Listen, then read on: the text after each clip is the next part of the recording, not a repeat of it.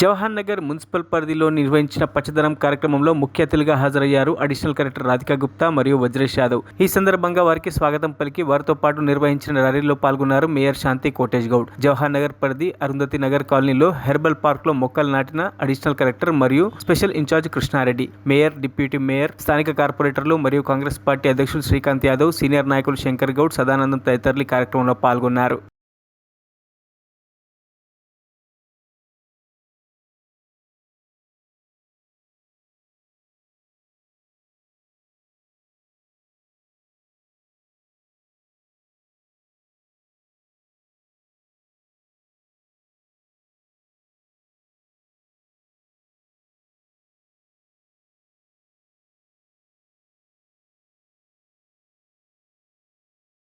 మరిన్ని అప్డేట్స్ కోసం మా ఛానల్ని సబ్స్క్రైబ్ చేయండి.